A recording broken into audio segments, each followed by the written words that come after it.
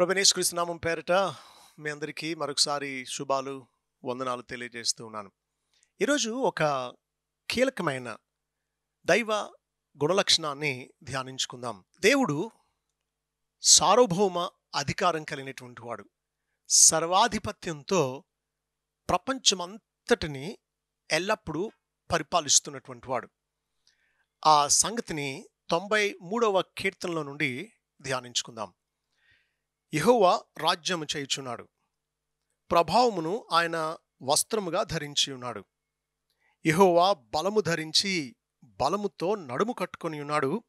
కదలకుండినట్లు భూలోకము స్థిరపరచబడి ఉన్నది.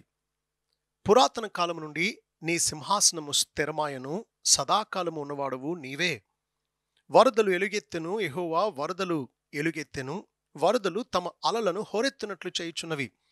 విస్తార జలముల ఘోషల కంటెను, బలమైన సముద్ర తరంగముల ఘోషల కంటెను ఆకాశమునందు యెహోవా బలిష్ఠుడు. నీ శాసనములెన్నడూను తప్పిపోవు. యెహోవా ఎన్నటెన్నటికీ పరిశుద్ధతయే నీ మందిరమునకు అనుకూలము. ప్రభువా మీకు స్తోత్రాలు. ఈ 93వ కీర్తన ద్వారా మీరు ఎంత అధికారంతో, సర్వాధిపత్యంతో ప్రపంచమంతటిని పరిపాలిస్తూ ఉన్నారో ఆ సంగతి మా హృదయాలకు అర్థం చేయించండి. మీ సత్యాన్ని మేము గ్రహించి మీ అధికారం క్రింద మేము నిబ్బరం అనుభవించడానికి సహాయం చేయండి. ఈ సమయాన్ని దీవించవలసిందని యేసునామములో వేడుకుంటున్నాం తండ్రి. ఆమేన్. దేవుని సార్వభౌమత్వం చాలా కీలకమైన సంగతి. అందుకే జోనథన్ ఎడ్వర్డ్స్ అనే గొప్ప భక్తుడు ఇలా అన్నాడు, దాట్ నోబుల్ డాక్ట్రిన్ అని. అవును, దేవుడు సార్వభౌముడు అన్న సంగతి చాలా ఘనమైన సిద్ధాంతం. ఈ ఘనమైన సిద్ధాంతాన్ని భక్తిహీనులు అంగీకరించలేరు. ఎందుకంటే పాపులు దేవుని అధికారాన్ని ఒప్పుకోరు. తమ ఓడలకు తామే నావికులుగా ఉండాలి అని తలస్తారు. కాబట్టి దేవుని అధికారాన్ని ధిక్కరిస్తారు. కానీ మనుషులు అంగీకరించినా అంగీకరించకపోయినా ప్రపంచాన్ని పరిపాలించేది దేవుడే. కొంతమంది భక్తులు దేవుని సార్వభౌమత్వం గురించి చక్కని సంగతులు చెప్పారు. చూడండి, ఆర్సి స్ప్రోల్ అనే భక్తుడు ఏమన్నాడు, the doctrine of God's sovereignty is God's favourite doctrine అంటాడు. దేవునికే ప్రియమైనటువంటి సంగతి అట ఇది. నువ్వే దేవుడు అయితే నీకు కూడా అది ప్రియమంగానే ఉంటుంది అంటాడు. అవును, దేవుని కంటే గొప్పవాళ్ళు ఎవరన్నా ఉంటే, దేవునితో సమానంగా అధికారాన్ని ఎవరన్నా పంచుకునే వాళ్ళు ఉంటే దేవుడు అవడు కదా. దేవుని సార్వభౌమత్వం ఎంత కీలకమైంది అంటే జాన్ పైపర్ అంటాడు, that continental divide of theology అంటాడు. ఒక్క చుక్క ఎటు ప్రక్కకు మళ్ళినా మానవ కేంద్రిత బోధలు, మానవ కేంద్రిత పరిచర్యలే ప్రతిఫలంగా ఉంటాయి అంటాడు. దేవుడు సర్వాధిపత్యంతో సర్వ ప్రపంచంపై ఎల్లప్పుడూ పరిపాలిస్తున్నాడన్న సంగతి బైబిల్ బోధిస్తున్న సత్యం. ఏడబ్ల్యూ పెంక్ ఇలా అంటాడు, God does as he wants, when he wants, with whom he wants, as he wants, all the time అని. దేవుడు ఎప్పుడు, ఎక్కడ, ఎవరి విషయంలో ఏం చేయాలనుకుంటాడో అది తన ఇష్ట ప్రకారం తాను సమస్తాన్ని చేయగలడు. దేవుని సార్వభౌమత్వం ఎంత గొప్పది అంటే దేవుని బిడ్డలు దాన్ని బట్టి దేవుని ఆరాధిస్తూ ఉంటే భక్తిహీనులు దానిని ఎదిరిస్తూ ఉంటారు. అందుకనే ఓ భక్తుడిలా అన్నాడు, man allows God to be everywhere accepting his throne అని. అంటే దేవుడు ఎక్కడున్నా ఇష్టపడతారు, కానీ మనుషులు సింహాసనం మీద ఉండి తమపై అధికారంతో పరిపాలించడం మాత్రం మనుషులు ఒప్పుకోరు. అయితే మనం సింహాసనాసనుడైన దేవుణ్ణి ఆరాధిస్తూ సేవిస్తూ ఆనందిస్తూ ఉన్నాం. 93వ కీర్తనను 3 భాగాలుగా విభాగించవచ్చు. మొదటి 2 వచనాలు డెక్లరేషన్ ఆఫ్ గాడ్స్ సావరెనిటీ, దేవుడు సార్వభౌమ అధికారి అన్న సంగతిని మొదటి 2 వచనాలు ప్రచురిస్తూ ఉన్నాయి, ప్రకటిస్తూ ఉన్నాయి. 3-4 వచనాల్లో అలాంటి సార్వభౌమ దేవునికి వ్యతిరేకంగా భక్తిహీనులు చేసే తిరుగుబాటు గురించి వ్రాశాడు. 5వ వచనంలో ఆ దేవునికి లోబడి ఆయన శాసనాలను అనుసరిస్తూ పరిశుద్ధంగా జీవిస్తూ ఆయన సింహాసనం ఎదుట, ఆయన సన్నిధిలో, ఆయన సంరక్షణలో ఆయన దయను పొందుతూ ఆయనకు లొంగిపోయిన ప్రజలు 5వ వచనంలో మనకు కనబడతారు. కాబట్టి గమనించండి, దేవుడు పరిపాలిస్తూ ఉన్నాడు. ఆయన ఎదిరించేవారు ఒక ప్రక్క ఉన్నారు, ఆయనకు లోబడేవారు లొంగిపోయేవారు మరొక ప్రక్క ఉన్నారు. ఈ 2 గుంపుల్లో మనం ఏ గుంపుకు చెందిన వారమో పరీక్షించుకుందాం. నిజంగానే ఒక మంచి అధికారికి, లేదా ఒక దేశాధినేతకు, లేదా ఒక దేశ రాజుకు మిత్రులు ఉంటారు, శత్రువులు ఉంటారు. అయితే శత్రువులను బలవంతుడైన రాజు సంహరిస్తాడు. తనకు లోబడి తనకు అనుకూలంగా తను సంతోషపెట్టేటట్లు జీవించే తన ప్రజలకు తాను ఆశీర్వాదాలు, దానాలు, మేలులు పంచి ఇస్తాడు. అందుచేత దేవుని దయను పొందాలనుకునే మనం దేవుని అధికారాన్ని గుర్తించి అంగీకరించాలి. ఆ రీతిగా ఆయన సంరక్షణలో మనం ఆయన దయను పొందగలం. ఈ 93వ కీర్తనను 2 కోణాల్లో అర్థం చేసుకుందాం. మొదటిది, దేవుడు ఏ రీతులుగా ప్రపంచమంతటిపై తన అధికారంతో ప్రభుత్వం చేస్తూ ఉన్నాడు, రాజ్యం చేస్తూ ఉన్నాడు అనే సంగతులు 7 చూద్దాం. The 7 ways in which the Lord reigns. రెండవదిగా, అలాంటి దేవునికి వ్యతిరేకంగా తిరుగుబాటు చేసి ఎలాగూ జయించలేం కాబట్టి ఆయనకు లోబడి లొంగిపోయి ఆయనకు అనుకూలంగా ఎలా జీవించాలో 7 విషయాలు చూద్దాం. దేవుడు ఏ రీతిగా పరిపాలిస్తున్నాడో 7 సంగతులు, ఈ మహారాజైన, సర్వభూమికి మహారాజైన దేవుని పట్ల యోగ్యంగా ఎలా ప్రవర్తించాలో 7 సంగతులు ఈ 93 కీర్తనల నుండి గమనిద్దాం. మొదటిది, దేవుడు తాను మాత్రమే రాజ్యం చేస్తూ ఉన్నాడు. మొట్టమొదటి లైన్ చూడండి, యెహోవా రాజ్యము చేయుచున్నాడు. గమనించారా? యెహోవాయును రాజ్యము చేయుచున్నాడని కానీ, యెహోవా కూడా రాజ్యము చేయుచున్నాడు కానీ లేదు. చాలా స్పష్టంగా, నిర్మోహమాటంగా వ్రాసి ఉన్న సత్యం ఏంటంటే యెహోవా రాజ్యము చేయుచున్నాడు. కాబట్టి దేవుడు మాత్రమే రాజ్యం చేస్తూ ఉన్నాడు. దేవునితో రాజ్యాన్ని పంచుకునేది ఇంకెవరూ లేరు. దేవునికి సలహా మండలి ఉండదు, అడ్వైజరీ బోర్డు ఉండదు. దేవుని చేపట్టుకుని ఇలా ఎందుకు చేస్తున్నావు అని అడగలేటువంటి వారు లేరు. సర్వ ప్రపంచాన్ని దేవుడు తాను మాత్రమే సర్వాధికారంతో తనకిష్టం వచ్చినట్లు పరిపాలిస్తూ ఉన్నాడు. The Lord reigns exclusively. తాను మాత్రమే పరిపాలిస్తున్నాడు. రెండవదిగా చూడండి, గ్రామర్ ఎలా ఉందో.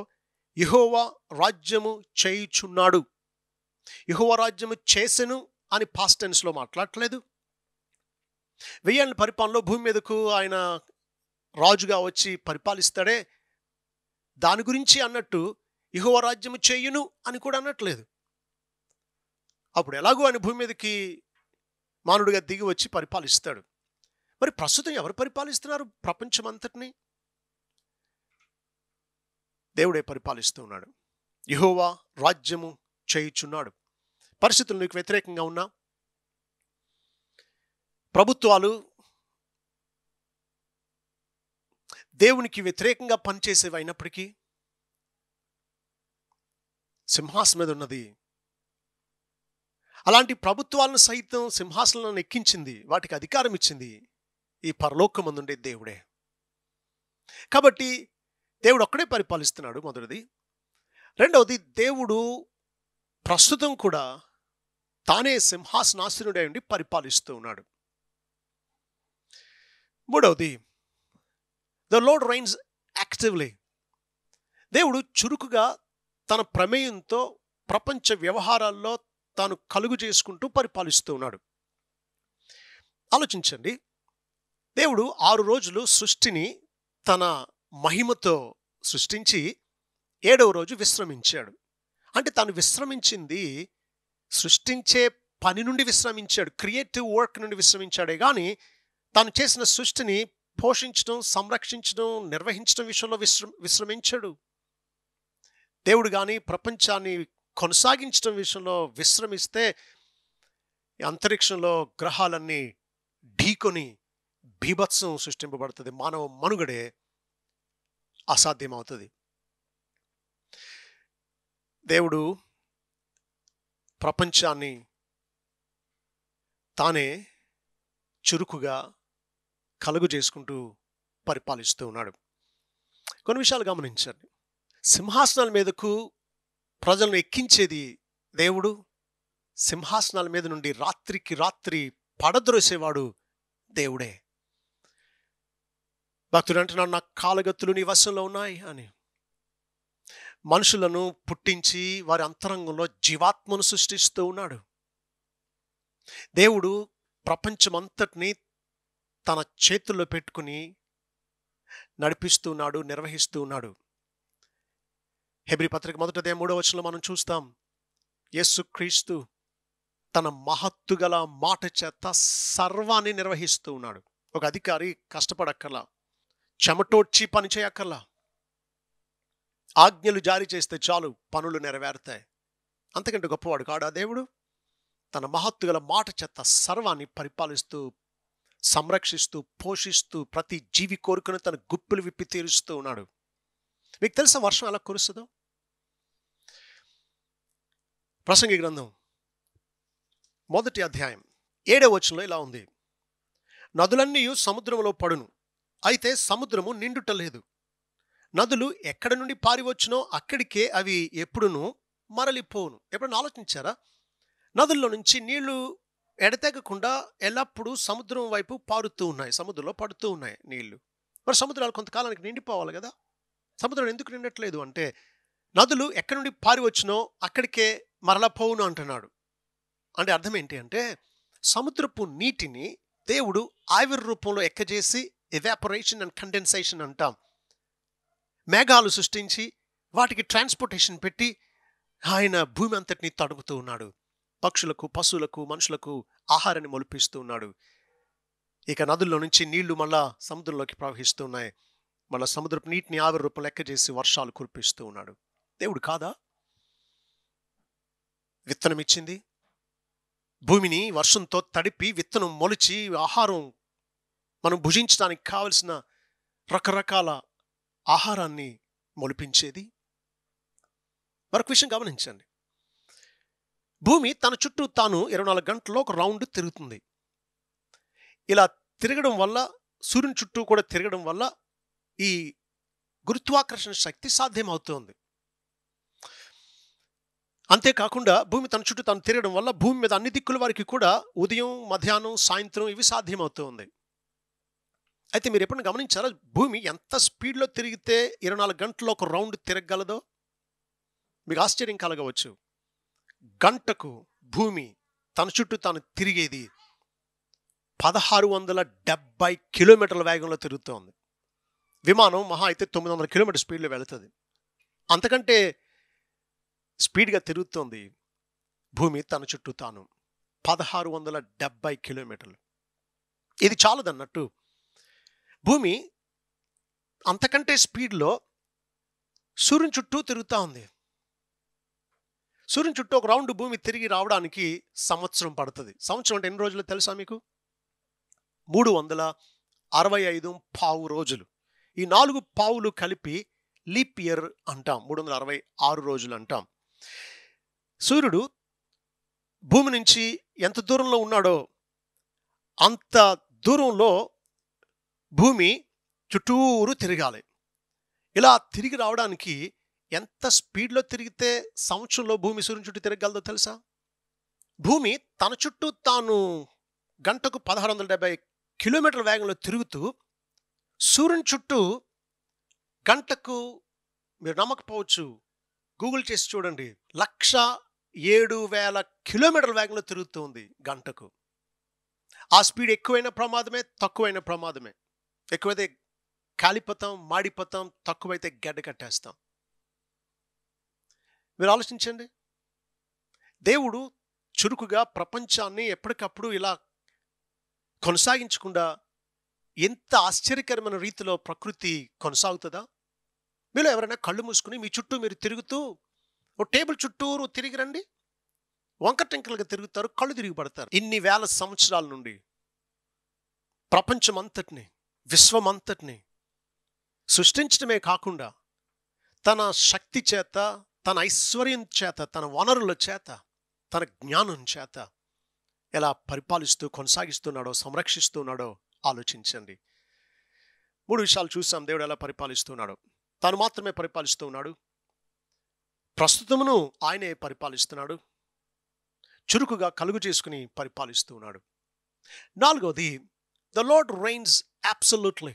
సంపూర్ణమైన రీతిలో దేవుడు పరిపాలిస్తూ ఉన్నాడు. అంటే అర్థం, దేవుని పరిపాలనకు హద్దులు, సరిహద్దులు, ఎల్లలు ఉండవు.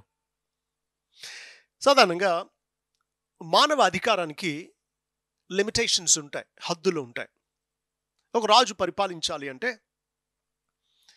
తనకు వయసు రావాలి, అప్పటి వరకు పరిపాలించలేడు.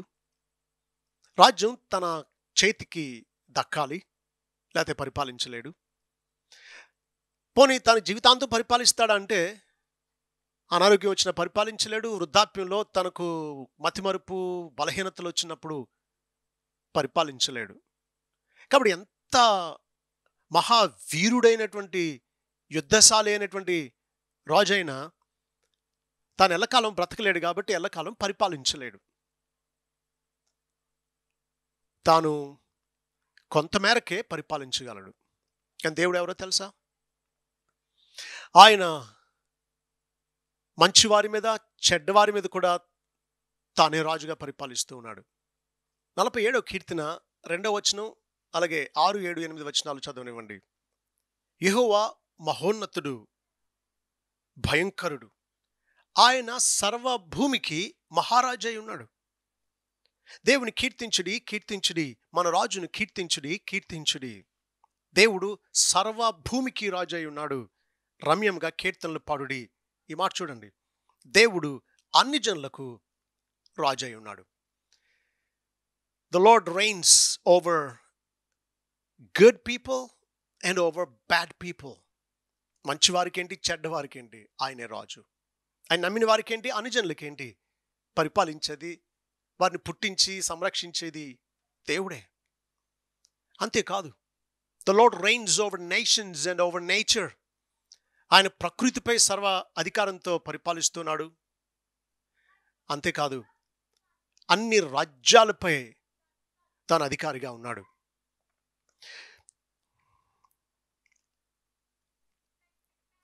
ఆర్సి స్ప్రోల్ అనే భక్తుడు ఇలా అంటాడు, there is not one piece of cosmic dust that is outside the scope of God's sovereign providence అని.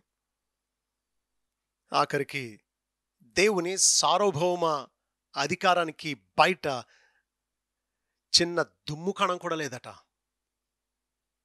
సర్వం ఆయన ఆధిపత్యం కిందే ఉంది. కాబట్టి దేవుని అధికారానికి హద్దులు, ఎల్లలు, పరిమితులు లేవు. The lord rains absolutely. ప్రతి స్థలం మీద ఆయనకు అధికారం ఉంది, ప్రతి వ్యక్తి మీద ఆయనకు అధికారం ఉంది. 5వది, ద లార్డ్ రెయిన్స్ మెజెస్టికలీ. చూడండి 93వ కీర్తనలోనే, ప్రభావమును ఆయన వస్త్రముగా ధరించి ఉన్నాడు, యెహోవా బలము ధరించి బలముతో నడుము కట్టుకొని ఉన్నాడు. ప్రభావం, ఒక యువరాజు వైభవంతో ఎలా తాను యుద్ధానికి వెళతాడో, తన రాజాసనం మీద కూర్చుంటాడో, ఒక రాజు యొక్క వైభవం ఇక్కడ కనబడుతూ ఉంది. అవును, దేవుడు ప్రభావాన్ని ఆయన వస్త్రముగా ధరించి పరిపాలిస్తూ ఉన్నాడు. సాధారణంగా రాజుల యొక్క సింహాసనాలు మంత్రుల, సైన్యాధిపతుల సింహాసనాలు అంత ఎత్తులో ఉండవు. వారి సింహాసనాల కంటే రాజు యొక్క సింహాసనం చాలా ఎత్తుగా ఉంటుంది. ఎంత ఎత్తుగా ఉంటుందో తెలుసా? మిగిలిన వారి సింహాసనాలు, మిగిలిన వారు కూర్చోగా వారి తలలు రాజు కాళ్లకు దిగువగా వచ్చేంత ఎత్తులో ఉంటుంది రాజు సింహాసనం. అంటే అర్థం ఏంటో తెలుసా? రాజు కాళ్ళ కిందే రాజ్యమంతా తన ఆధీనంలోనే, తన అధికారంలోనే ఉన్నది అనడానికి. మన దేవుని సింహాసనం ఎక్కడుందో తెలుసా? ఆకాశమందు ఉంది. ప్రపంచమంతా ఆయన క్రిందే ఉంది. ఇంకా ఆలోచించండి, రాజులు ఒంటరిగా ఎక్కడికి వెళ్ళరు. తమ చుట్టూరు పరివారం ఉంటుంది. తను వెళ్ళేటప్పుడు నిశ్శబ్దంగా వెళ్ళడు. చాలా హడావిడి, బోరధ్వనితో, భీకరంగా, గంభీరంగా, హుందాగా వెళ్తాడు. దేవుడు ఎంత గొప్పవాడో తెలుసా? ఆయన చుట్టూ ఉండేది ఎవరో తెలుసా?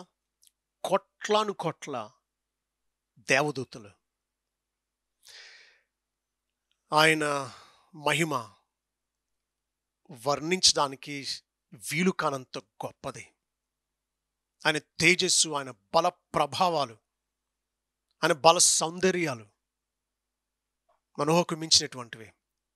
సాధారణంగా కొంతమంది రాజకీయవేత్తల మీటింగులకు జనాలు ఎక్కువ రారు అని వారికి అవమానం కలగకుండా జనాలను చూపించుకోవడానికి లారీల్లో సారా ప్యాకెట్లు ఇచ్చి, డబ్బులు ఇచ్చి, పలావ్ ప్యాకెట్లు ఇచ్చి తరలిస్తారు. వాళ్ళందరూ ఈయన కోసమే వచ్చినట్లుగా కనుపరుచుకుని లోకానికి గొప్పగా ప్రదర్శించుకుంటారు. That is an empty show. కానీ దేవుని ప్రభావం, the real splendour and display of divine glory, దేవుని మహిమ ప్రభావాలు ఆయన ధరించి పరిపాలిస్తూ ఉన్నాడు. 6వ 3వ లైన్లో చూడండి, అంటున్నాడు, యెహోవా బలము ధరించి బలముతో నడుము కట్టుకుని ఉన్నాడు, కదలుకున్నట్లు భూలోకము స్థిరపరచబడి ఉన్నది. The lord reigns powerfully. శక్తి బలంతో ఆయన పరిపాలిస్తూ ఉన్నాడు. ఇక్కడ ప్రభావం ఏమో రాకుమారుని వైభవం గుర్తు చేస్తూ ఉంది. బలమేమో సైన్యాధిపతి శూరత్వంతో రాజ్యాలపై దండెత్తి జయించి శత్రువును ఓడించి వచ్చే సైన్యాధిపతి యొక్క వీరత్వం కనబడుతూ ఉంది. బలంతో పరిపాలిస్తూ ఉన్నాడు. ఆయన ఎదిరించగలిగిన వారు లేరు. ఆయన అధికారాన్ని ఎదిరించి ఆయనను సింహాసనం నుంచి పడద్రోసి సింహాసనాన్ని చేజిక్కించుకోగలిగినటువంటి వారు లేరు. ఆయన సైతాన్ని సైతం బంధించి పాతాళంలో వేయగలడు. శాశ్వతం నరకంలో పడవేయనై ఉన్నాడు. ఈ లోకంలో ఆయనకు వ్యతిరేకంగా పనిచేసినటువంటి వారందరూ కూడా వారికి తెలియకుండా ఆయన చిత్తాన్ని నెరవేర్చుకునేటట్లు దేవుడు చేయగలడు. తిరుగులేని సార్వభౌమ అధికారంతో దేవుడు పరిపాలిస్తూ ఉన్నాడు. మనుషులు ఏం చెయ్యాలని తలంచినా,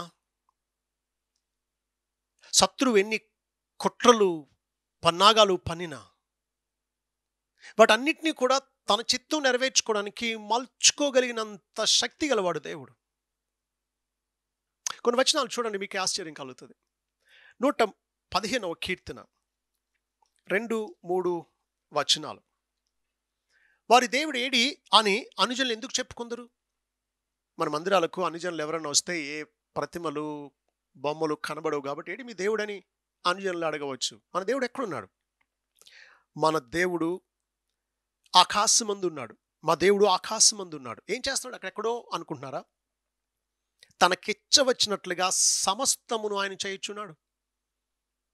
కాబట్టి ఆకాశమందు ఉండి దేవుడు తనకి ఇష్టం వచ్చినట్టు సమస్తాన్ని చేస్తూ ఉన్నాడు. ఎఫెసీ పత్రిక 1:12 కూడా ఈ సత్యాన్ని మనం చూడవచ్చు. ఎఫెసీ పత్రిక 1:12 ఆయన తన చిత్తానుసారంగా చేసిన నిర్ణయం చొప్పున సమస్త కార్యములను జరిగించుచున్నాడు. కొన్ని కాదు, చాలా కాదు, సమస్త కార్యాలను తన చిత్తం చొప్పున జరిగిస్తూ ఉన్నాడు దేవుడు. అండర్స్టాండ్?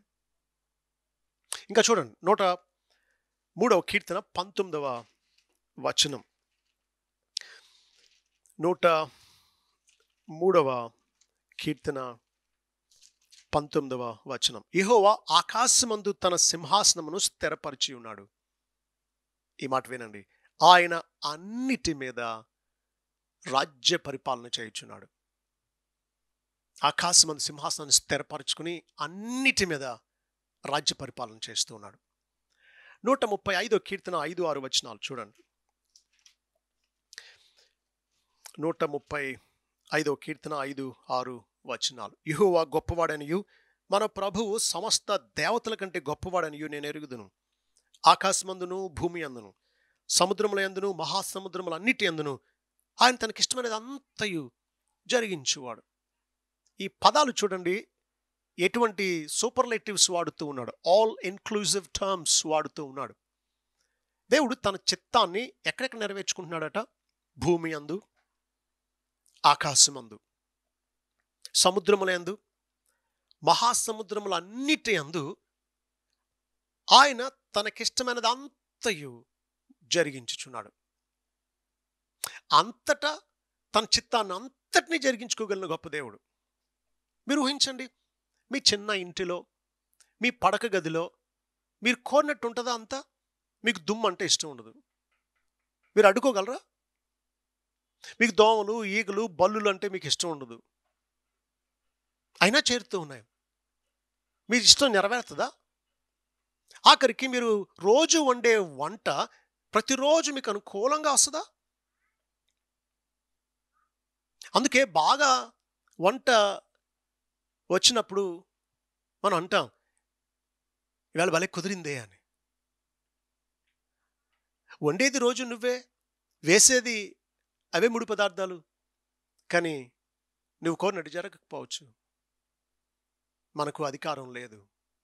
కానీ దేవునికి ఆకాశమందు, భూమి అందు, సముద్రాల యందు, మహాసముద్రాల అన్నిటి యందు తనకిష్టమైనది అంతయు జరిగించువాడు.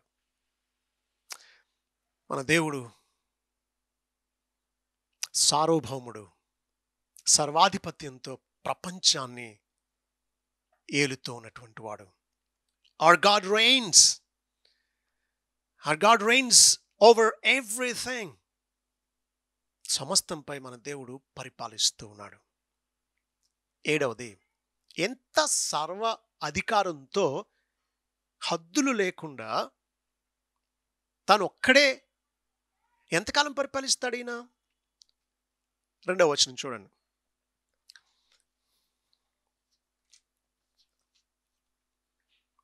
పురాతన కాలం నుండి నీ సింహాసనము స్థిరమాయను, సదాకాలం ఉన్నవాడవు నీవే.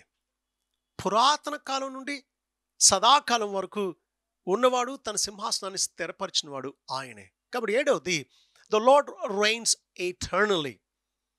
దేవుడు నిత్యము పరిపాలిస్తూ ఉన్నాడు, యుగ యుగాలు పరిపాలిస్తూ ఉన్నాడు.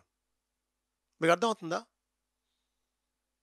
నిత్యము, శాశ్వత కాలం ప్రపంచమంతటిని పరిపాలించేది మన దేవుడే. ఇది బైబిల్ బోధించే గొప్ప సత్యం. దేవుని నిర్ణయాన్నే దేవుడు జరిగిస్తూ ఉన్నాడు. జగత్తుకు పునాది వేయక ముందే ఆయన మానవులు పాపం చేస్తారు, వారి కొరకు రక్షకుని పంపాలి అని, త్రిత్వంలోని 2వ వ్యక్తిని పంపాలని నిర్ణయించాడు. ఆయన ద్వారా ఎవరెవరు రక్షించాలో వారిని నిర్ణయించాడు. కాబట్టి ఎటర్నిటీ పాస్ట్లో కొంతమంది పేర్ల చుట్టూరు ఆయన సర్కిల్ గీశాడు. నాకు వీళ్ళు కావాలి, నాకు వీళ్ళు కావాలి, నాకు వీళ్ళు కావాలి అని. ఆ చిత్తాన్ని నెరవేర్చడానికి, వారిని రక్షించడం కోసం రక్షకుని పంపి వారి పాపానికి పరిహారం చేశాడు సిలువలో. పరిశుద్ధాత్మ చేత వారికి సువార్త ప్రకటింపబడేటట్లు చేసి, వింటున్న సువార్తకు వారు విధేయులయ్యేటట్లు వారిలో విశ్వాసం పుట్టించి క్రీస్తు వైపుకు త్రిప్పుతూ ఉన్నాడు. వాక్యం చేత ఆయన నడిపిస్తూ, ఆదరిస్తూ, తప్పిపోయినప్పుడు సరిచేస్తూ, గద్దిస్తూ, తన రాజ్యానికి వారిని భద్రపరుస్తూ, సిద్ధపరుస్తూ ఉన్నాడు. దేవుడు తన చిత్తాన్ని నెరవేర్చగలిగినటువంటి వాడు. చూడండి ఒకసారి దేవుడు తన చిత్తాన్ని ఎలా నెరవేర్చుకుంటాడో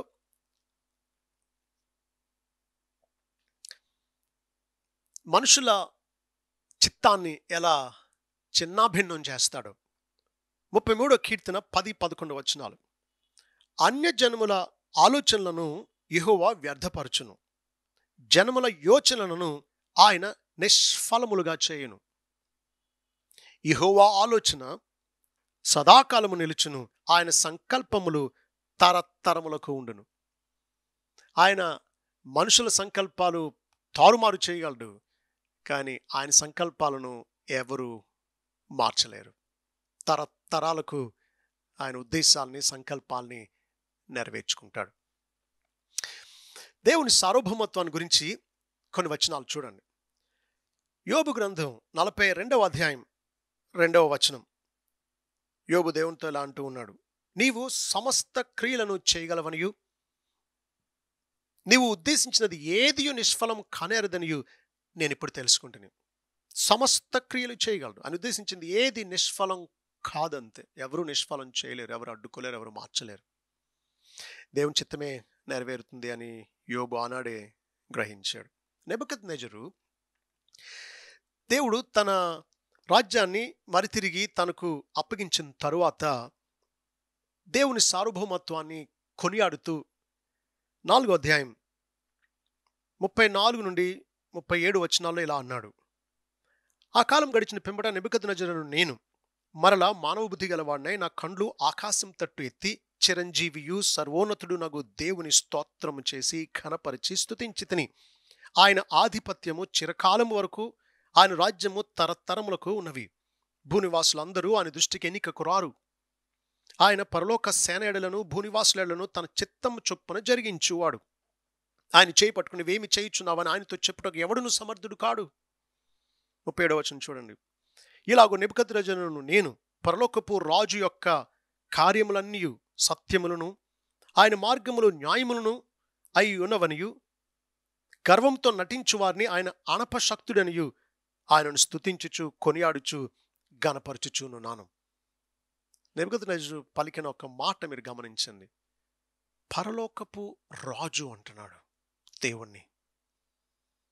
భూరాజ్యాలన్నిటిపై తానే రాజుగా ఉండి ప్రపంచమంతటిని తన ఆధిపత్యం చొప్పున గర్విష్ఠులను అణుస్తూ వారికి గుణపాఠాలు నేర్పుతూ తానే సార్వభౌముడన్న సంగతి వారికి గ్రహింపు చేసి తనకు తాను మహిమ తెచ్చుకునేవాడు. ఇంకా చూడండి 5వ అధ్యాయం 22-23 వచనాలు. నెబుకద్నెజరు మనవడైన బెల్షస్సరుతో దానియేలు మాట్లాడుతూ ఇలా అంటూ ఉన్నాడు, బెల్షస్సరు, అతని కుమారుడు వగు నీవు ఈ సంగతి అంతయు ఎరుగియుండియు నీ మనస్సును అణుచుకొనక పరలోకమందున ప్రభువు మీద నిన్ను నీవే హెచ్చించుకుంటువి. ఎట్లనగా నీవును నీ అధిపతులను నీ రాణులను నీ ఉపపత్నులను దేవుని ఆలయ సంబంధమగు ఉపకరణములలో ద్రాక్షారసం పోసి త్రాగవలనని వాటిని తెచ్చి ఉంచుకొని వాటితో త్రాగుచు చూడనైనను విననైనను గ్రహింపనైనను చేత కాని వెండి బంగారు ఇత్తడి ఇనుము కర్ర రాయి అని వాటితో చేయబడిన దేవతలను స్తుతించితిరి గాని నీ ప్రాణమును నీ సకల మార్గములను ఏ దేవుని వశమున ఉన్నవో ఆయనను నీవు ఘనపరచలేదు.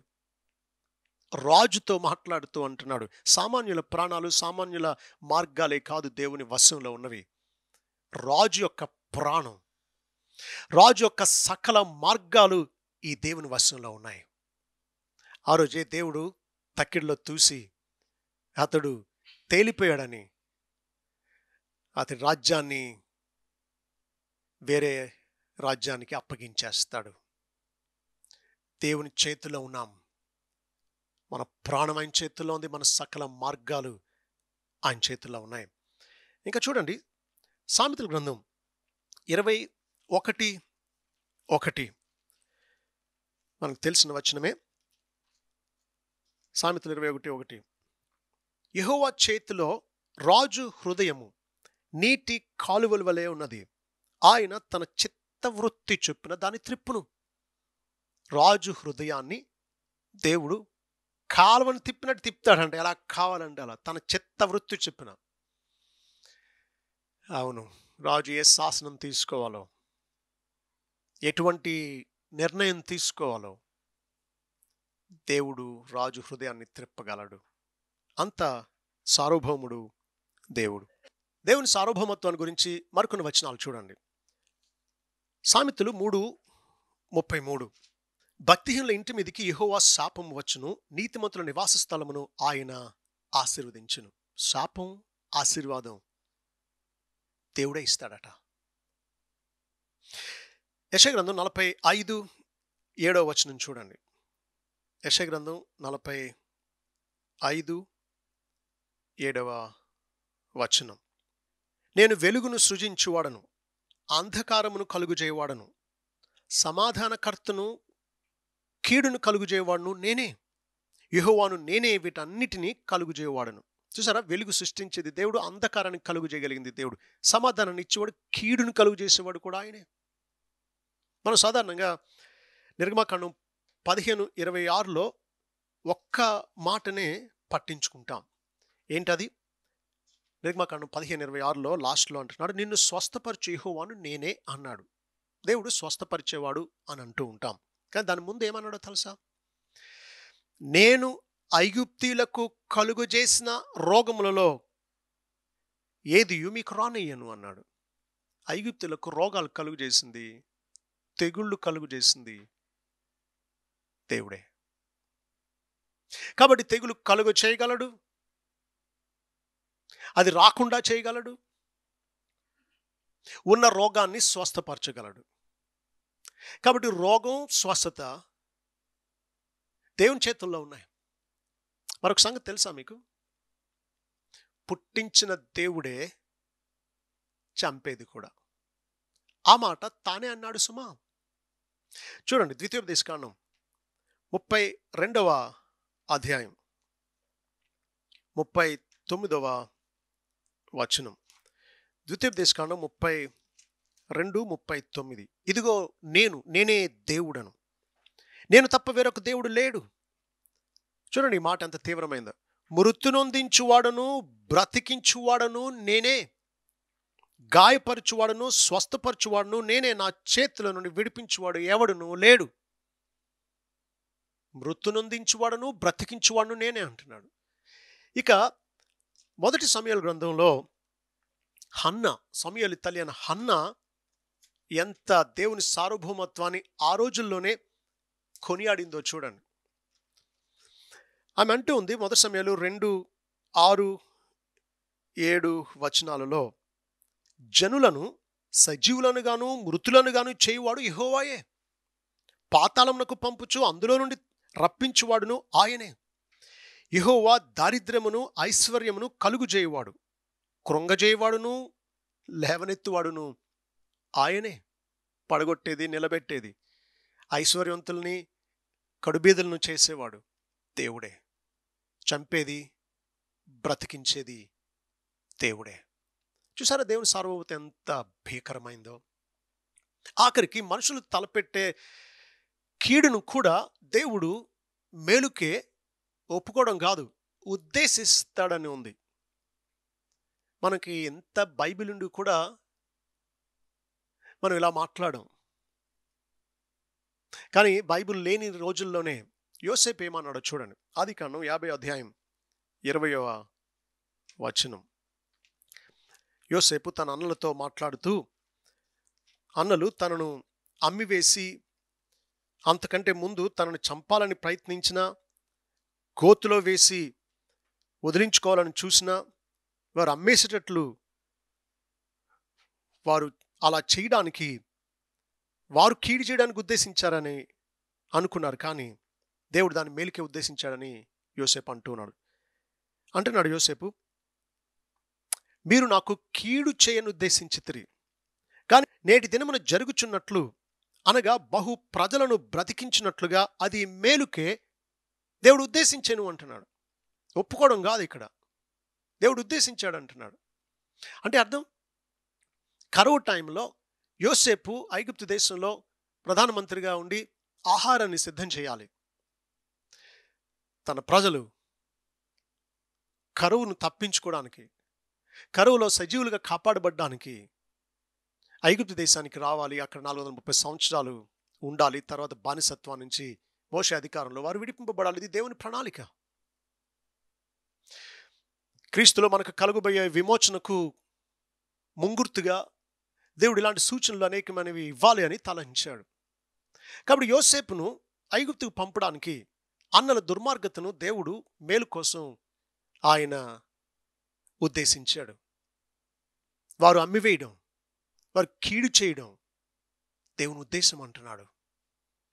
మనం ఎదుర్కొనే కష్టం, మన మీద పడే అపనిందలు, మనం అనుభవించే అన్యాయం, దేవుని నమ్ముకున్నా ఇలా ఎందుకు జరగాలి అని మనం ప్రశ్నిస్తూ ఉన్నాం. కానీ దేవుడు దాన్ని మేలుకే ఉద్దేశిస్తాడు.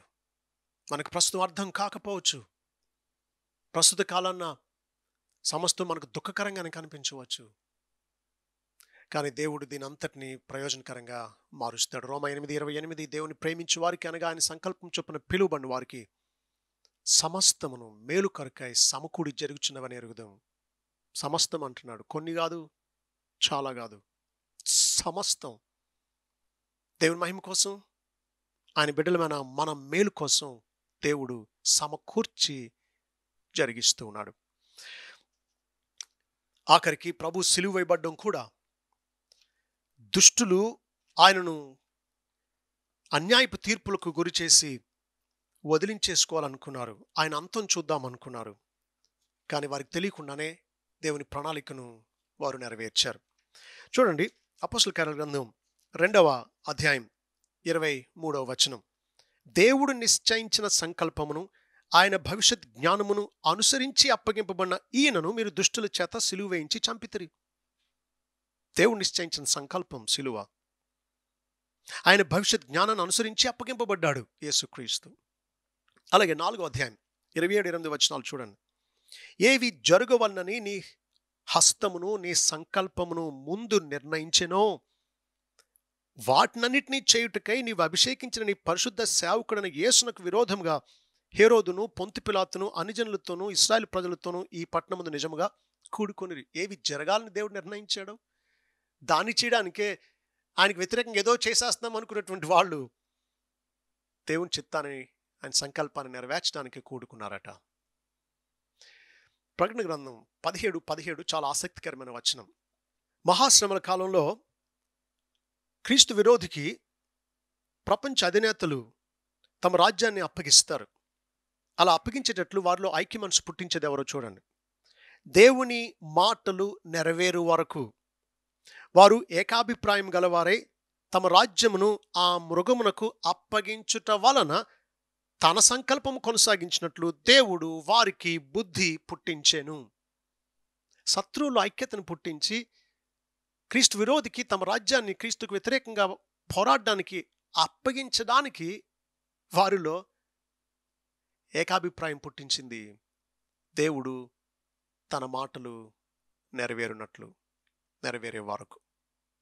కాబట్టి శత్రువులు సైతం ఆయన చేతుల్లోనే ఉన్నారు. అపవాది సైతం ఆయన గీసిన గిరి లోపలే పనిచేయాలి, ఆయన అదుపులోనే వాడు పనిచేయాలి. అపవాది కట్టివేయబడిన కుక్క. కట్టివేయబడిన కుక్క క్రొత్తగా ఎవరైనా వస్తే మొరుగుతూ దూకుతుంది, కానీ ఎంతవరకు రాగలదు? దాన్ని కట్టేసిన చైన్ ఎంతవరకు రాణిస్తే అంతవరకే కదా. శత్రువు పని చేయగలిగింది దేవుడు సెలవిచ్చినంత వరకే. కాబట్టి అధికారంలో ఉన్నది శత్రువు కాదు, అధికారంలో ఉన్నది రోగం కాదు, అధికారంలో ఉన్నది దేవుడే. ఇక చూడండి, 93వ కీర్తనలో 3-4 వచనాల్లో ఉండే భావం ఏంటి అంటే, ఎంత గొప్ప దేవునికి వ్యతిరేకంగా మానవులు తిరుగుబాటు చేస్తూ ఉన్నారు. వరదలు ఎలుగెత్తును, యెహోవా వరదలు ఎలుగెత్తును, వరదలు తమ అలలను హోరెత్తునట్లు చేయుచున్నవి. విస్తార జలముల ఘోషల కంటెను, బలమైన సముద్ర తరంగముల ఘోషల కంటెను ఆకాశమునందు యెహోవా బలిష్ఠుడు. చూడండి, దేవుడు ఆకాశమందు ఉన్నాడు. భక్తిహీనులు వరదలాగా సముద్ర ఘోషలాగా అలలను హోరెత్తునట్లు చేస్తూ ఉన్నారు. ఈ అల ఘోష, సముద్ర తరంగాల ఘోష దేనికి సాదృశ్యంగా ఉందో తెలుసా? The Bible interprets the Bible. బైబిల్లో నుంచే బైబిల్ యొక్క భావాన్ని మనం చూడగలం. ఈ జలాల ఘోష, సముద్ర తరంగాల విస్తార జలాల ఘోష దేనికి సాదృశ్యంగా ఉందో యెషయా భక్తుడు రాస్తూ ఉన్నాడు. యెషయా గ్రంథం 17వ అధ్యాయం 12, 13 వచనాలు చూడండి. యెషయా గ్రంథం 17వ అధ్యాయం 12, 13 వచనాలు. ఓహో, బహుజనములు సముద్రముల ఆర్భాటం వలె ఆర్భటించును, జనములు ప్రవాహ జలముల ఘోష వలె ఘోషించును. జనములు విస్తార జలముల ఘోష వలె ఘోషించును, ఆయన వారిని బెదిరించును. వారు దూరముగా పారిపోదురు. కొండ మీది పొట్టు గాలికి ఎగిరిపోనట్లు, తుపాను ఎదుట గిరగిర తిరుగు కసువు ఎగిరిపోనట్లు వారును తరుమబడుదురు. భక్తిహీనులు దేవునికి వ్యతిరేకంగా అలలను హోరెత్తినట్లు చేస్తూ ఉన్నారు. కానీ గమనించండి, దేవుడు ఉన్నది ఆకాశమందు. వీటన్నిటికంటే ఆకాశమందు నాయన బలిష్ఠుడు. వీళ్ళు ఎగిరెగిరి పడేది అలల్లాగా మళ్ళా కింద పడ్డానికే కదా. అలా ఎంత ఎత్తు ఎగిరినా మళ్ళీ కింద పడాల్సిందే కదా. దేవునికి వ్యతిరేకంగా ఎదిరించి జయించగలిగిన వాళ్ళు ఎవరున్నారు? అసలు ఈ అలలు దేవుని తాకలేవు కదా.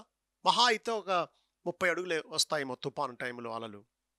సునామీ టైంలో ఒక 100-150 అడుగులు ఎత్తు రావచ్చు, కానీ మళ్ళీ కింద పడాల్సిందే కదా. దేవుని సింహాసనాన్ని తాకగలవా? ఆయన ఆకాశమందు ఉన్నాడే. భక్తిహీనులు దేవునికి వ్యతిరేకంగా ఈ రోజుల్లో మరి ఎక్కువగా క్రీస్తుకు విరోధంగా దుర్భాషలాడుతూ ఉన్నారు, రంకెలు వేస్తూ ఉన్నారు ఆయనకు వ్యతిరేకంగా. వీళ్ళు దేవుని సింహాసనాన్ని తాకలేరు. ఆయన వారికంటే బలిష్ఠుడు. నాకు చాలా ఇష్టమైన వచనం యోబు 9:4 చూడండి ఒకసారి. యోబు గ్రంథం 9వ అధ్యాయం 4వ వచనం. ఆయన మహావివేకి, అధిక బలసంపన్నుడు, ఆయనతో పోరాడ తెగించి హాని నొందని వాడెవడు? వావ్, రెటారికల్ క్వశ్చన్ అంటాం. ప్రశ్నలోనే సమాధానం ఇమిడి ఉంది. ఇలాంటి మహావివేకికి అధిక బలం ఉండేటువంటి ఆయనకు వ్యతిరేకంగా పోరాడ తెగించేది హాని పొందకుండా ఎక్కడికి తప్పించుకుని వెళ్ళగలవు? మునుకోలకు ఎదురు తన్నితే గాయమయ్యేది నీకే. ఆయన వివేకంలో మహావివేకి, బలంలో అధిక బల సంపన్నుడు. ఆయన ఆకాశమందు బలిష్ఠుడిగా ఉన్నాడు. ఆయన ఎదిరించి జయించగలిగిన వాళ్ళు లేరు. మనం ఎంతటి వాళ్ళమండి? మీ వయసు ఒకవేళ 70 సంవత్సరాలు అయితే 70 సంవత్సరాల క్రితం మీరు లేరు.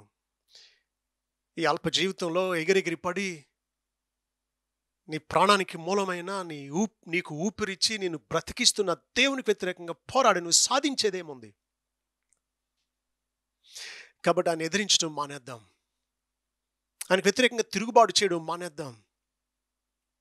యేసుక్రీస్తుకు వ్యతిరేకంగా దూషించడం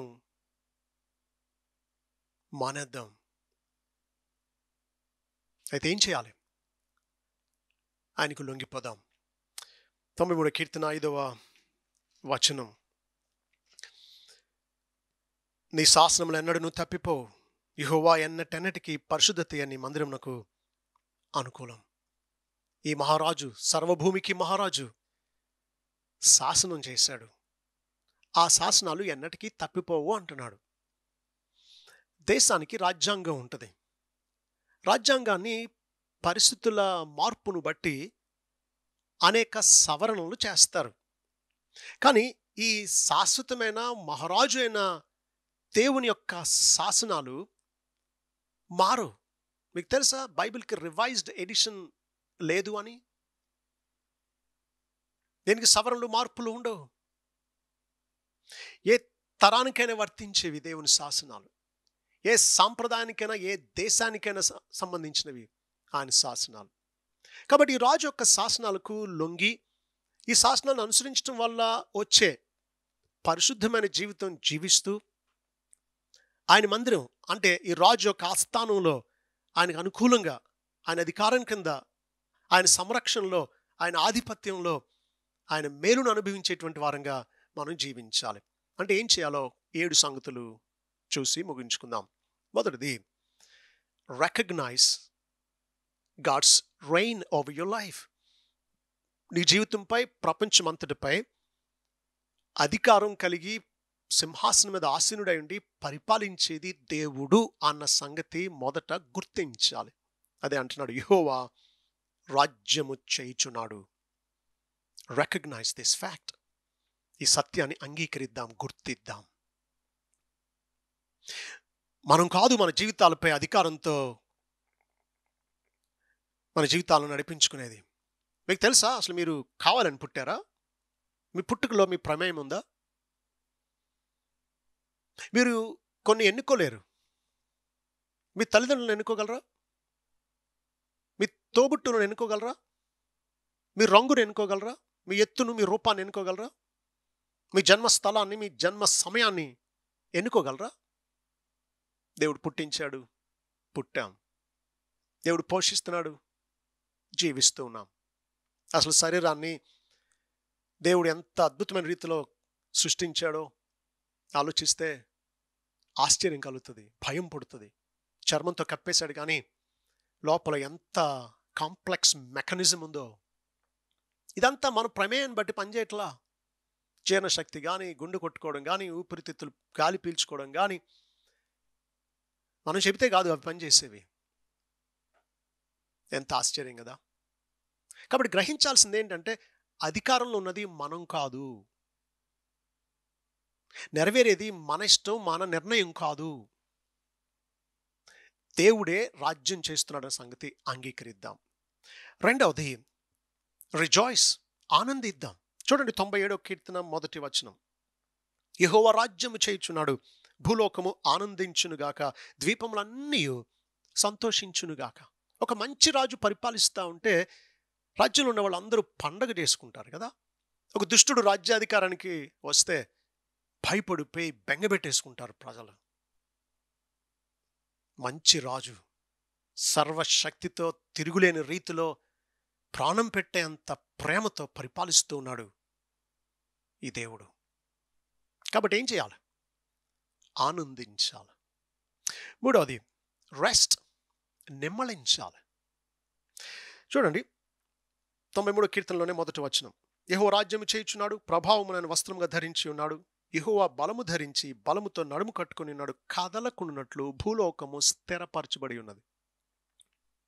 పరిపాలించేది శక్తి కలిగినటువంటి మంచి దేవుడు. భూలోకం కదలకుండా స్థిరపరచబడి ఉన్నట్టు మనం కూడా నిమ్మళించాలి, స్థిరంగా, ప్రశాంతంగా ఉండాలి. ఎందుకు కంగారు పడాలి చెప్పండి? ప్రపంచం మన చేతుల్లో ఉందా? మనం ఎక్కడన్నా చేజార్చుకుంటాం అనుకోవడానికి? దేవుని చేతుల్లో కదా ఉంది. మరి ఎందుకు కంగారు పడాలి? చూడండి, మీరు ఏదైనా ట్యాక్సీ ఎక్కారు అనుకోండి, ఆ డ్రైవర్ అస్తమానం ఫోన్ మాట్లాడుతూ, మెసేజ్లు ఇస్తూ, డ్రైవింగ్ కొంచెం ప్రమాదకరమైన రీతిలో చేస్తూ ఉన్నాడు అనుకోండి, మనం టెన్షన్ పడతాం. మనం ఎక్కిన బస్సు డ్రైవరు కునుకుపాట్లు పడుతున్నాడు అనుకోండి, బస్సు ఆపి దిగిపోవడానికి ప్రయత్నిస్తాం. అయితే కొత్తగా మీరు ఒక ట్యాక్సీ ఎక్కారు, అతను 2 చేతులు స్టీరింగ్ వీల్ మీద పెట్టి జాగ్రత్తగా, ఫోన్ వచ్చినా సరే మాట్లాడకుండా కేర్ఫుల్గా నడుపుతున్నాడు అనుకోండి.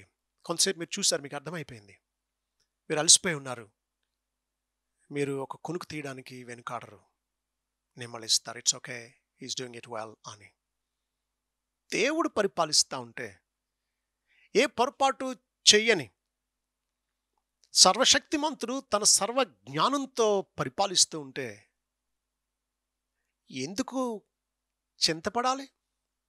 అందుకే చార్ల్స్ స్పర్జన్ ఇలా అన్నాడు, when you go through a trial, the sovereignty of God is the pillow upon which you lay your head అని. నువ్వు ఒక శ్రమ గుండా వెళుతూ ఉన్నప్పుడు నువ్వు దేవుని సార్వభౌమత్వం అనే తలగడి మీద నీ తల మోపవచ్చు అంటాడు. తలగడి మీద తల మోపి విశ్రమిస్తాం. దేవుని సార్వభౌమత్వం మనం నిమ్మళించడానికి కారణం. 4వది, ట్రెంబుల్, దేవుని పట్ల భయభక్తులతో గడగడ వణుకుతూ బ్రతకాలి. 99వ కీర్తన 1వ వచనం. యెహోవా రాజ్యము చేయుచున్నాడు, జనములు వణకును, ఆయన కెరూబుల మీద ఆసీనుడై ఉన్నాడు, భూమి కదలును. జనాలు వణికిపోవాలి, భూమి దద్దరిల్లిపోవాలి. చాలా మందికి దేవుడు ప్రేమ గలవాడని చులకనైపోయాడు. ఆయన వాక్యం లోకమైపోయింది. ఆయన సేవ కూడా వ్యాపారమయమైపోయింది చాలామందికి. ఈయన మహారాజు, ఈయన భీకరుడు, భయంకరుడు, పక్షపాతం లేకుండా ప్రతి వానికి వాని క్రియలు చొప్పున తీర్పు తీర్చేవాడు. కాబట్టి పరదేశంలో ఉన్నంతకాలం భయముతో గడపమన్నాడే. దేవునికి భయపడదాం. యెషయా గ్రంథం 66:2 అన్నాడు కదా, ఎవడు దీనుడై నలిగిన హృదయం గలవాడై ఆయన మాట విని వణకుచుండునో అతనినే దృష్టిస్తాను అని దేవుడు అనలేదా? అవును, ఆయన మాట విని వణుకుదాం. ఈ గొప్ప రాజు ఎదుట భయభక్తులతో బ్రతుకుదాం. 5వది, honour and worship this king. ఈ రాజును గణపరచాలి, ఈ రాజును పూజించాలి. 96వ కీర్తన 4లో అంటున్నాడు, యెహోవా మహాత్మ్యం గలవాడు, ఆయన అధిక స్తోత్రము పొందదగినవాడు, సమస్త దేవతల కంటేను ఆయన పూజనీయుడు. 8, 9, 10 వచనాలు అంటున్నాడు, యెహోవా నామమునకు తగిన మహిమ ఆయనకు చెల్లించుడి, నైవేద్యం తీసుకుని ఆయన ఆవరణంలోనికి రండి, పరిశుద్ధ అలంకారములు ధరించుకొని యెహోవాకు నమస్కారము చేయుడి, సర్వభూజనులారా ఆయన సన్నిధిని వణకుడి, యెహోవా రాజ్యము చేయుచున్నాడు.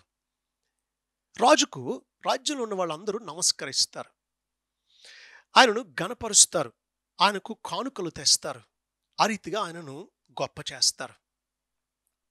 అవును, రాజు దగ్గరకు ఎవరు పడితే వారు, ఎప్పుడు పడితే అప్పుడు, ఎలా పడితే అలా రాకూడదు కదా. రాజు పిలిస్తేనే రావాలి, శుభ్రంగా బట్టలు కట్టుకుని గౌరవంగా రావాలి. రాజు దగ్గరికి రాజు పిలిచినప్పుడు వచ్చినప్పుడు కూడా ఇష్టం వచ్చినట్టు అటు ఇటు చూసుకుంటా ఫోన్ మాట్లాడుకుంటా రారు. రాజును గౌరవిస్తూ రాజు ఎదుట మోకరించి, రాజు చేతి వెనకాల భాగాన్ని కానీ రాజు వస్త్రపు చెంగును కానీ ముద్దు పెట్టుకుని చెప్పాలనుకునేది చెప్పి లేచి వెనక్కి తిరిగి వెళ్ళిపోరు. రాజుకు వీపు చూపించరు, వెనక్కి నడుచుకుంటా వెళ్ళి పక్కకి వెళ్ళిపోతారు. మనిషి అయినటువంటి, చచ్చి పురుగులు పట్టే మనిషి అయినటువంటి అధికారికి, రాజుకు ప్రజలు ఎంత నమస్కరిస్తూ గౌరవిస్తూ విలువగా ఎంచుకుంటూ ఉంటే, ఈ రాజులకే రాజు ఆయన, న్యాయాధిపతులే రేపు ఆయన తీర్పును ఎదుర్కోవలసిన అంత భీకరుడైన దేవుని ఎదుట మనం సాగిలపడవద్దా? ఆయన పూజించవద్దా? ఆయనకు అర్పణలు అర్పించి ఆ రీతిగా ఆయనను గొప్ప చేయవద్దా? 6వది, ఈ రాజు యొక్క శాసనాలు మారనివి అంటున్నాడు యెహోవా, ఎన్నటెన్నటికి పరిశుద్ధతయే నీ మందిరంకు అనుకూలమని. ఈ గొప్ప రాజుకు లోబడితే, ఆయన అధీనంలో యోగ్యంగా బ్రతకాలి అనుకుంటే ఆయన శాసనాలకు లోబడాలి. ఆయన వాక్యాన్ని అనుసరిస్తే వచ్చే ప్రతిఫలంగా వచ్చే ప్రవర్తన ఎలాంటిదో తెలుసా? పరిశుద్ధత. The resultant behavior of your obedience to God's law, God's commandments, is holy conduct. కాబట్టి పరిశుద్ధతే ఆయన సన్నిధికి ఎన్నటెన్నటికి అనుకూలం అంటున్నాడు. అంటే ఏ తరంలో అవనివ్వండి, ఏ దేశంలో అవనివ్వండి, పరిశుద్ధతకు ప్రత్యామ్నాయం లేదు. కాబట్టి we need to be holy. ఒక విషయం గమనించండి, పాపం విశ్వాసులమైన మనకు పక్కలో బళ్ళెం లాంటిది, ప్రమాదం. మరొక భక్తుడు ఇలా అన్నాడు, పాపం సాతాను మలం అని. అసహించుకోవాల్సిందే. ఒక సంగతి చెప్పనివ్వండి, ఇశ్రాయేలు 12 గోత్రాల్లో జ్యేష్ఠుడు ఎవరు? రూబేను కదా. అయితే ఆదికాండం 35:22 అలాగే మొదటి దినవృత్తాంతాలు 5:1 ప్రకారం రూబేను తన తండ్రి పరుపును చెరిపినందువల్ల, తన తండ్రి ఉపపత్తిని కూడినందువల్ల తన జ్యేష్ఠత్వాన్ని కోల్పోయాడు. అంతేకాదు, రూబేను గోత్రాన్ని గురించిన ప్రస్తావన బైబిల్లో అతి తక్కువ ఉంది మిగిలిన గోత్రాలతో పోలిస్తే. మీకు సంగతి తెలుసా? రూబేను గోత్రంలో నుండి ఒక్క ప్రవక్త రాలేదు, ఒక్క సైన్యాధిపతి రాలేదు, ఒక్క న్యాయాధిపతి పుట్టలేదు. ఆఖరికి ద్వితీయోపదేశకాండం 33:6లో మోషే రూబేనీలను దేవా బ్రతకనివ్వు అని ప్రార్థించాడు. అలా ప్రార్థించుండకపోయి ఉంటే ఒకవేళ గోత్రమే లేకపోనేమో. దీనంతటికి కారణం ఏంటో తెలుసా? రూబేను యొక్క పాపం. పాపం దేవుని బిడ్డలకు తగదు. వరదలు ఎలుగెత్తెను, వరదలు తమ అలలను హోరెత్తినట్లు చేయుచున్నవి అన్నాడే. దేవుని అధికారాన్ని ధిక్కరించే ఆయన శత్రువులు చేసే పని పాపం. దేవుని బిడ్డలమని మనకు తగదు. కాబట్టి చార్ల్స్ స్పర్జన్ ఇలా అంటాడు, పాపాన్ని జరిగించకుండా ఉండడమే కాదు, పాపాన్ని విడిచిపెట్టడమే కాదు, పాపంపై ఆయుధాలతో దండెత్తి దాన్ని జయించాలి అంటాడు. దానికి వ్యతిరేకంగా పోరాడాలి అంటాడు. పరిశుద్ధతే ఎన్నటెన్నటికీ దేవుని మందిరానికి అనుకూలం. ఆఖరిగా దేవుడు రాజ్యం చేస్తుంటే మనం ఎలా బ్రతకాలి అంటే 96 కీర్తన 10 చూడండి. యెహోవా రాజ్యము చేయుచున్నాడు, లోకము కదలకుండా స్థిరపరచబడి ఉన్నది. న్యాయమును బట్టి ఆయన జనములను పరిపాలన చేయును. ఈ వార్తను అన్ని జనులలో ప్రకటించడి. అన్ని జనులు అనుకుంటున్నారు వాస్తును ఆచరించడంలో 8 దిక్కుల్లో 8 దేవతలు ఉంటాయి, ఏ దేవతను సంతోషపెట్టకపోయినా కీడు కలుగుతుంది అని. ప్రపంచం, ఈ భూమి, అన్ని దిక్కులు దేవుని వశంలో ఉన్నాయి. వర్షాలు కురవనప్పుడు కప్పలకు పెళ్లిళ్ళు చేస్తే వర్షాలు కురుస్తాయని, గాడిదలకు పెళ్లిళ్ళు చేస్తే వర్షాలు కురుస్తాయని, సముద్రపు గట్టుకు వెళ్ళి నీళ్లకు పూజ చేస్తే వర్షాలు కురుస్తాయని తలంచే అన్ని జనులకు ఈ వార్తను ప్రకటించుడి అంటాడు. ప్రపంచం ఉన్నది దేవుని చేతుల్లో, దేవుని ఆధీనంలో. వర్షాన్ని కురిపించగలడు, వర్షాన్ని ఆపగలడు, సంవత్సరాలు సంవత్సరాలు వర్షం కురవకుండా చేయగలడు. అనుజనులలో ఈ వార్తను ప్రకటించడి అంటున్నాడు. Declare the truth that it is the lord who reigns over everything. సమస్తంపై పరిపాలించేది, అధికారంతో పరిపాలించేది యేసుక్రీస్తు ప్రభు అని, ఈ త్రియేక దేవుడని మనం ప్రకటించాలి. దేవుడు ఏ రీతిగా పరిపాలిస్తాడు 7 విషయాలు చూసాం. ఆయన పట్ల ఎలా ఉండాలో 7 విషయాలు చూసాం. ఆయన రాజు అని గుర్తించాలి, ఆయన రాజ్యంలో ఆనందించాలి, టెన్షన్ లేకుండా ఈ కరోనా వైరస్ లాంటి విపత్కర పరిస్థితులకు విభ్రాంతి చెంది, కలత చెంది, ఆందోళన చెందకుండా విశ్రమించాలి. ఆయనకు భయపడాలి, ఆయన ఎదుట వణకాలి, ఆయనను ఆరాధించాలి, ఆయనకు నమస్కరించాలి, ఆయన శాసనాలకు లోబడి విధేయులమై పరిశుద్ధంగా బ్రతకాలి. ప్రపంచం దేవుని చేతిలో ఉందని తెలియనటువంటి అన్ని జనులకు ఈ దేవుడు పరిపాలిస్తూ ఉన్నాడు. ఈ దేవుడు ఆయన కుమారుని లోకానికి పంపాడు. మానవుల పాపాన్ని పరిహరించడానికి ఆయన కుమారుడు శిలువలో మరణించి తిరిగి లేచాడు. ఆయన పరలోకానికి ఆరోహణుడై తండ్రి కుడి పార్శ్వన ఆసీనుడై ఉండి మరి తిరిగి ఈ లోకానికి తీర్పు తీర్చడానికి మహిమతో తిరిగి రానై ఉన్నాడు. ఆయన సువార్త నిరాకరించే వారికి ఆయన తీర్పు తీరుస్తాడు, నిత్య నరకానికి గురి చేస్తాడు. ఆయన నమ్మిన వారిని ఆయన రాజ్యంలో శాశ్వతం ఆయనతో పాటు పరిపాలించేటట్లు ఆయన సింహాసనం మీద కూర్చొని పెడతాడు అన్న ఈ వార్తను అనుజనుల్లో ప్రకటిద్దాం. ఈ రోజుల్లో లోకం కంగారు పడుతున్న ఈ రోజుల్లో దేవుని సార్వభౌమత్వం అనే ఈ సత్యం అనే ఈ తలగడ మీద విశ్రమిద్దాం. ఈ సార్వభౌముని కొనియాడి, స్తుతించి, సంతోషపెట్టి, మహిమపరిచి ఆయనకు లోబడదాం. దేవుడు అటువంటి కృప మనందరికీ దయచేయనుగాక. ప్రార్థన చేసుకుందాం. పరిశుద్ధుడా మీకు స్తోత్రాలు. దేవా, మీరెంత భీకరుడువో, మీరెంత సర్వాధిపత్యం కలిగి ప్రపంచమంతటిని పరిపాలిస్తున్నారో గ్రహిస్తూ ఉంటే మేము నమ్మిన దేవుడు ఎంత గొప్పవాడో గ్రహిస్తూ ఉంటే మా హృదయాలు తెప్పరిల్లుతూ ఉన్నాయి. మా మనసులకు ధైర్యం కలుగుతుంది. మా విశ్వాసం దృఢమవుతుంది. మేము నమ్మింది ఒక బొమ్మను కాదు. మేము నమ్మింది ఒక మనిషిని కాదు.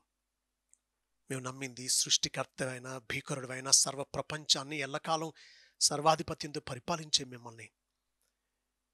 మీ సార్వభౌమత్వం అనే తలగడ మీద తలలు వాల్చి నిశ్చింతగా ఉండే నెమ్మది, నిమ్మలం, నిబ్బరం మాకు దయచేయండి. నేను నమ్మిన మేము దేనికి భయపడనక్కర్లేదు. మా ప్రాణం మీ చేతుల్లో ఉంది. మమ్మల్ని కాపాడేవాడు, దరికి చేర్చేవాడు. మీ సెలవు లేనిదే మా జీవితంలో ఏది సంభవించదు. అందుచేత నిశ్చింతగా బ్రతకడం మాకు నేర్పించండి. నేను నమ్మని వారు ఇంకా మాలో ఎవరైనా ఉంటే, మీ అధికారాన్ని ఇప్పటి వరకు ధిక్కరించారు. మీరు మహావివేకి, అధిక బల సంపన్నుడు. మీకు వ్యతిరేకంగా పోరాడి అలా తెగించి హానిని అందకుండా తప్పించుకోలేరని గుర్తించి ఇప్పుడే మీకు లొంగిపోవడానికి సహాయం చేయండి. మా ప్రాణాత్మలను కాపాడుతున్నందుకు మీకు స్తోత్రాలు. ఈ కరోనా వైరస్ బారిన పడకుండా నీ బిడ్డలు మమ్మల్ని అందరినీ తప్పించినందుకు మీకు స్తుతులు చెల్లిస్తూ ఉన్నాం. ఇంకా నువ్వు కాపాడండి. ఈ లాక్డౌన్ పీరియడ్ అంతా ప్రయోజనకరంగా మీ వాక్యాన్ని ఇంకా ఎక్కువ ధ్యానించి ఆత్మీయంగా బలపడేటట్లుగా ప్రయోజనకరంగా వాడే కృప మాకు దయచేయండి. నీ బిడ్డలమైన మమ్మల్ని అందరినీ మీ నిత్య బాహువులు మా క్రింద ఉండగా మీరు రెక్కల చాటున మమ్మల్ని కప్పి సంరక్షించి కాపాడి మీ సార్వభౌమ చిత్తాన్ని మా జీవితంలో పూర్తిగా నెరవేర్చుకుని మీరే మహిమ పొందవాలనని యేసునామములో వేడుకుంటున్నాం తండ్రి. ఆమేన్. మన ప్రభు అయిన యేసుక్రీస్తు కృప, తండ్రి అయిన దేవుని ప్రేమ, పరిశుద్ధాత్మక అన్యోన్య సహవాసం నిత్యం మనందరికీ తోడే ఉండి తన సార్వభౌమ కృపను, తన సార్వభౌమ అధికారాన్ని మన జీవితాల్లో సంపూర్ణంగా నెరవేర్చుకొనును గాక. ఆమేన్. Thank you and god bless you.